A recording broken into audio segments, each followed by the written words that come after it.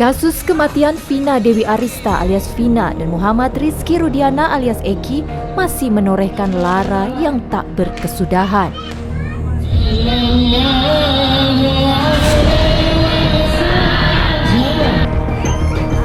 Tak hanya bagi keluarga, bahkan bagi 8 terpidana yang mengajukan sidang upaya luar biasa alias PK.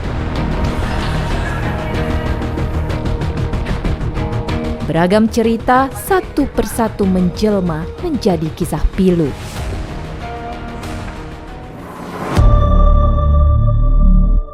Delapan tahun mendekam dalam penjara membuat para terpidana kasus Vina membuka tabir cerita derita yang dialaminya. Apa yang terjadi? Sama apa bagaimana coba? Sama kayak si Hadi. Dengar dulu. Apa yang kamu alamin?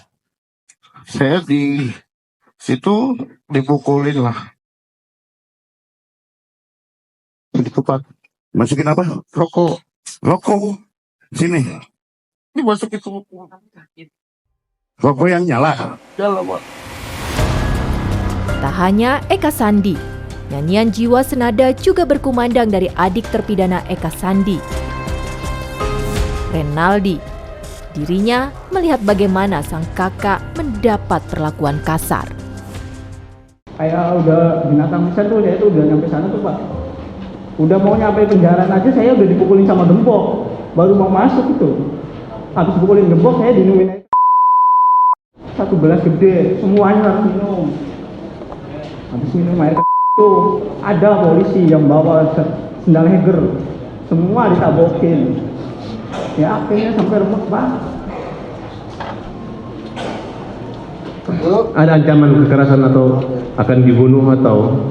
Ada, masih mending ditembak mati semua aja daripada kamu pada hidup. Bahkan derai air mata tak terasa mengalir saat adik Eka Sandi bersaksi. Penjara itu sampai kayak di neraka Pak. Saya udah ngerasain kayak di neraka satu. Bener-bener sampai gak bisa pulang tuh bener-bener. Sama Bang Jaka itu jam 4:30. Saya mau pulang aja. Keluar dari kali udah ngesot Pak. Sampai saya jalan ke Atakwa itu ada yang nanya, balik apa itu? Kini, berbagai cerita dugaan penganiayaan yang dialami terpidana terus melaju bak bola salju. Kali ini salah satu keluarga terpidana kasus Vina kembali diperiksa. Adalah Muram, ayah dari terpidana Eka Sandi dan adiknya Renaldi yang didampingi kuasa hukum menjalani pemeriksaan sebagai saksi di Mabes Polri. Berapa pertanyaan Pak yang Ini baru pertanyaan ini aja, masalah keluarga aja belum sampai semuanya. Iya. Berarti Bapak ini memang yang melihat bahwa penyiksaan itu ada? Ada. Apa keterangan dari Aldi pas saat itu?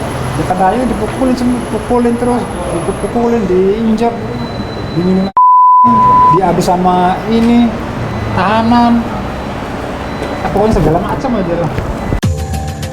Ditambahkan oleh kuasa hukum, pemeriksaan ayah Eka Sandi kali ini merupakan pemeriksaan saksi kunci untuk menguak dugaan penganiayaan yang terjadi. Ini boleh saya bilang saksi fakta loh. Kenapa? Karena dia yang melihat langsung kondisi Aldi, dia yang mendengar langsung kondisi Aldi, ya fisiknya ya, maksudnya keadaan luka-lukanya, ya bukan kata orang lain, tapi dia melihat langsung. Ini menurut saya saksi yang sempurna loh, dan nilainya sempurna dan 100. Ya, saksi fakta, ya nilainya 100. Ya, makanya silakanlah didalami oleh teman-teman kepolisian. Aldi menceritakan bahwa dia melihat bukan hanya dia dipukul, teman-teman dia juga dipukul. Katakanlah oke, untuk dia lihat Aldi kesaksiannya dengan kondisinya fisiknya, bagi penguatan kepada foto yang sudah beredar, kami tanya sama nggak? Oh sama, bahkan lebih parah dari situ. Ini yang harus kita dalami. Jadi nggak usah nunggu putusan apa? PK.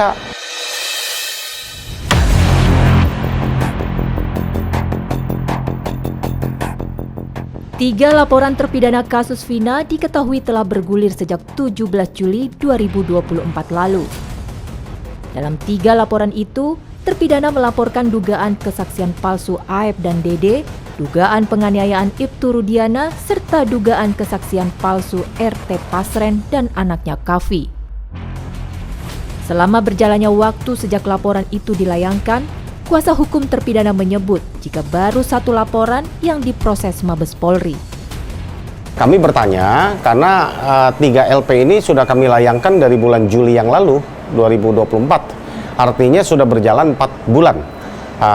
Sampai hari ini masih berjalan. Hari ini juga ada pemeriksaan saksi terhadap LP yang kami layangkan, tapi yang kami melihat berjalan itu hanya LP yang terhadap Pak Rudiana. Untuk yang Aib dengan yang Dede, dengan Pak Pasren dan juga Kavi, ini sampai hari ini kami belum melihat ada perkembangan yang signifikan. Menurut Jutek Bongso, laporan yang ditujukan ke Ibtu Rudiana harusnya bisa diselesaikan dengan cepat.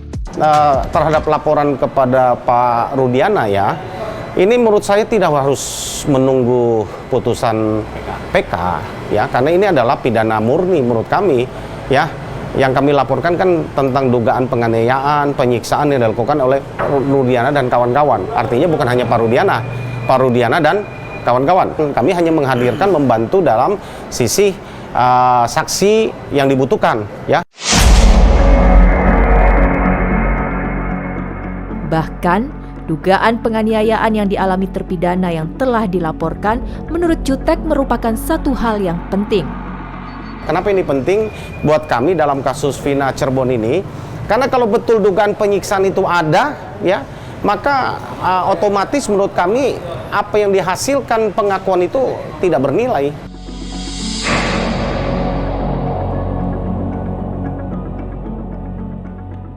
Dugaan penganiayaan yang terjadi dan dialami para terpidana sebelumnya juga telah dipublikasikan ke masyarakat oleh lembaga Komnas HAM. Dalam keterangannya saat itu, Komnas HAM menyebut telah menemukan 3 bukti dugaan pelanggaran hak asasi manusia dalam kasus Vina. Pertama adalah pelanggaran hak atas terbebasnya setiap orang dari penyiksaan.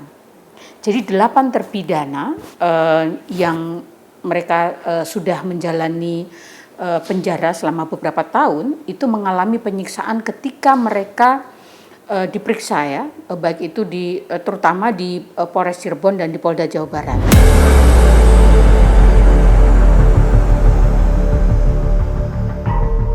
Bahkan, Komnas HAM menyebut adanya dugaan pelanggaran yang bertolak belakang dengan keterangan Ibtu Rudiana. Menangkap, menganiaya. Saya sekali sampaikan dari Bang Bariman, saya nggak nangkap ya, saya hanya ngamankan aja. Beda ya, nangkap sama amankan. Karena saat itu pada saat ngamankan saya belum tahu bahwa mereka pelakunya. Untuk penganiayaan juga? Tidak ada. Tidak ada. Lalu bentuk pelanggaran HAM yang kedua adalah kami menemukan adanya pelanggaran dalam hal penangkapan secara sewenang-wenang.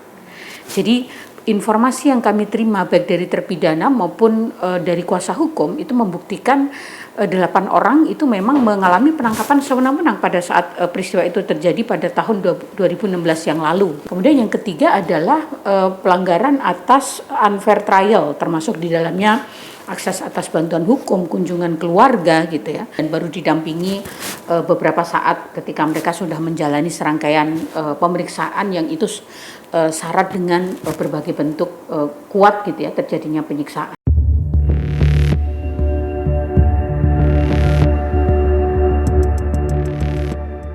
Menilik adanya 3 dugaan pelanggaran HAM yang terjadi di kasus Vina membuat publik bertanya, bagaimana hal itu dilihat dari sisi hukum. Ada satu yang paling penting dipahami dalam proses pemeriksaan seseorang di tahap penyidikan. Baik dia sebagai saksi, apalagi sebagai terdakwa. Ada azas yang dikenal dalam hukum, non-self-incrimination. Jadi seseorang tidak boleh dipaksa memberikan keterangan untuk kasusnya sendiri. Nah, dari kasus 7 orang narapidana yang mengajukan PK ini, walaupun mereka diperiksa sebagai saksi, kalau mereka dijadikan terdakwa, berarti kan perkara dia sendiri. Dia tidak boleh dipaksa memberikan keterangan untuk perkaranya. Nah, apalagi lewat penyiksaan-penyiksaan. Nah, kalau menurut hemat saya seluruh BAP itu harus batal demi hukum. Makanya kalau orang yang awam hukum, hormati pasal 56 KUHP. Pasal 56 KUHP mengatur setiap orang yang didakwa dengan suatu perkara pidana yang diancam 5 tahun atau lebih wajib didampingi oleh penasihat hukum. Apabila tidak didampingi oleh penasihat hukum, maka pemeriksaan itu tidak sah. Pasal 56 itu sudah menyebutkan wajib. Masalahnya adalah di Indonesia ini perlindungan hukum kepada rakyat hanya menang di atas kertas, tapi dalam praktek baik polisi, baik jaksa maupun hakim mengabaikan hak-hak rakyat itu. Lantas, apakah laporan terpidana mampu membawa Ibtu Rudiana ke tahap penyidikan? Formal, kita lihat dulu secara formal terpenuhi tidak syarat formil. Syarat formil apa? Keterangan saksi itu diberikan oleh orang sudah dewasa. Yang kedua tentu tidak di dalam saksi itu memberikan keterangan tidak dalam keadaan gangguan jiwa. Nah, jadi secara formil sudah terpenuhi. Ada minimum 2 tapi ini ada 7. Kemudian jika ada penyiksaan-penyiksaan itu karena penyiksaan itu adalah perbuatan melawan hukum, melanggar hukum pidana, maka proses tingkatkan ke tahap penyidikan.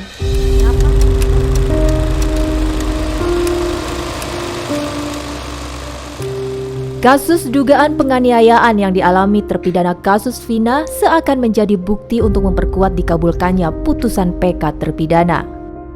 Meski dugaan penganiayaan terus disuarakan pihak terpidana, namun pihak Ibtu Rudiana tetap membantah tuduhan itu. Tidak ada penyiksaan. Jadi foto panda itu di-create. Mata panda tuh ternyata baru saya tahu dikasih balsem oleh tahanan. Seolah-olah ada penyiksaan yang luar biasa.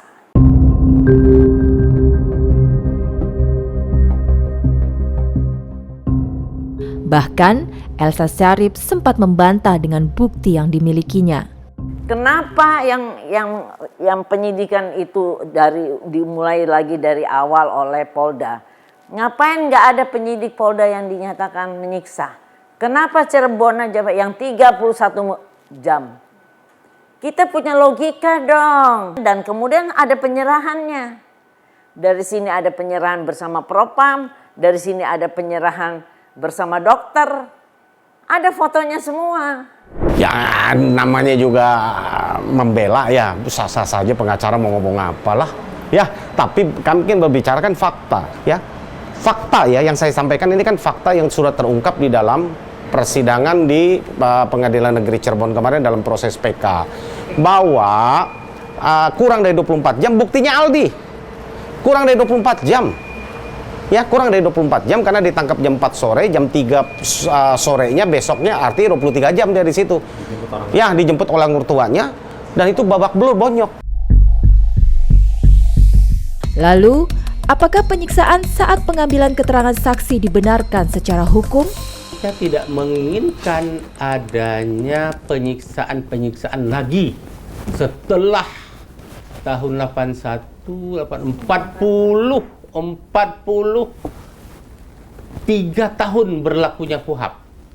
Tahun 82 berlaku, ini sekarang 2024. Berarti setelah 42 tahun berlakunya KUHP, masih ada penyiksaan-penyiksaan. Ada apa dengan penegakan hukum di negara kita? Nah, ini adalah momentum dari negara untuk memperingatkan seluruh aparat penegak hukum dari semua unit kerja dalam memeriksa seorang saksi ataupun tersangka, Anda tidak boleh menyiksa, Anda tidak boleh melakukan kekerasan. Pertama, kalau Anda melakukan kekerasan, Anda bisa diproses secara hukum pidana. Yang kedua, berita acara itu semua menjadi tidak sah nanti. Nah, oleh karena itu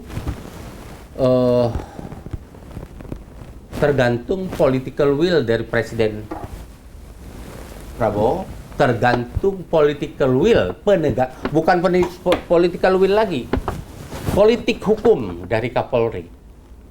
Pak Kapolri, apakah Anda ingin membenahi penegakan hukum menjadi penegakan hukum yang benar, due process of law, atau Anda tetap membiarkan penyiksaan-penyiksaan? Itu politik hukumnya ada di Pak Kapolri. Terlepas dari dugaan adanya penganiayaan atau tidak, jalan panjang menanti keputusan sidang PK terpidana kasus Vina masih ditunggu-tunggu publik.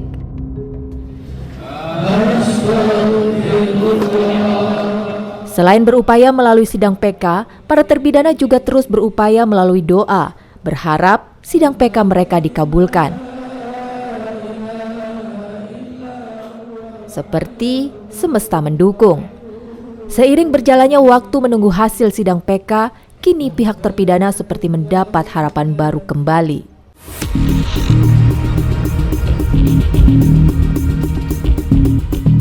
Pasalnya, Ketua Kuasa Hukum terpidana kasus Vina yakni Otto Hasibuan resmi dilantik menjadi Wakil Menteri Koordinator Bidang Hukum dan HAM, Imigrasi dan Pemasyarakatan.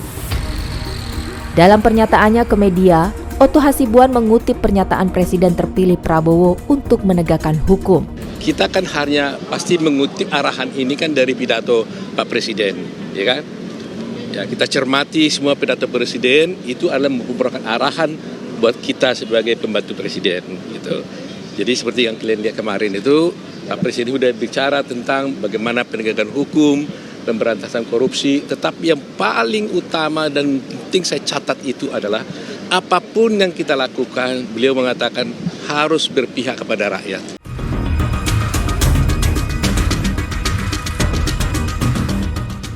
Dengan masuknya Ketua Kuasa Hukum terpidana kasus Vina dalam jajaran Kabinet Pemerintahan baru, keluarga terpidana seperti mendapatkan angin segar. Hal itu lalu diungkapkan keluarga terpidana dalam unggahan di sebuah akun media sosial milik mantan terpidana kasus Vina, Saka Tatal. Assalamualaikum warahmatullahi wabarakatuh. Waalaikumsalam warahmatullahi wabarakatuh. Kami perwakilan keluarga 7 terpidana dan pemuda Kampung Saladara mengucapkan selamat dan sukses atas dilantiknya Bapak Profesor Dr. Otto Hasibuan, SHMA sebagai Wakil Menteri Koordinator Hukum, Hak Asasi Manusia, Imigrasi dan Pemasyarakatan. Semoga Pak Otto selalu melindungi masyarakat kecil yang tertindas. Bapak Otto, Wakil Menteri Hukum Indonesia adil dan makmur. Umar barudak.